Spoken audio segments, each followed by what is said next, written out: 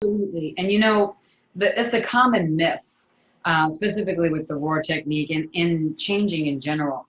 You know, you can choose without having to look at your past. You can still create what's possible for you. What we're talking about here is if there's a resistance or a stuckness or it becomes a struggle or conflict or it's not actualizing, then I suggest that you take what's in the roar technique, that you take what's not actualizing in the present that you're calling a problem. It's usually something around relationship, health, and money. And getting to know the ins and outs of that through thinking and feeling and what you decided and what it makes you happy or unhappy.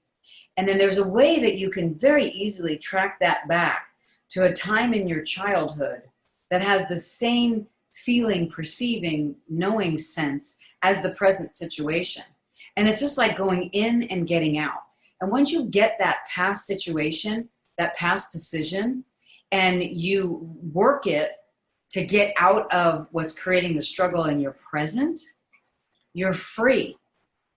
Most people that say, I don't want to look at the past, I don't know, I don't want to go back there, you're preventing me from moving forward, are usually the people that actually have something in their past holding them back.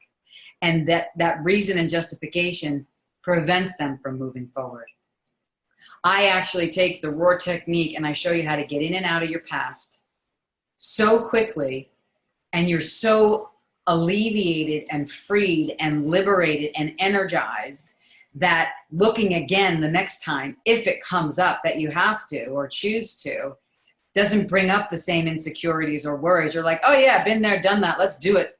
Look what I created now based on just looking back there and uncovering that bottom belief that's been sticking me my whole life. And you don't even know it. That's the cruel joke, is we make decisions as adults fueled from these past decisions we have no access to. Well, I take you to that access and then I show you who you are today and what you chose back then, which was the best choice you could possibly make back then, and then change it and update it to the present. It's like updating your hard drive. We do it all the time with computers and phones. That's how I see the past, as an upgrade.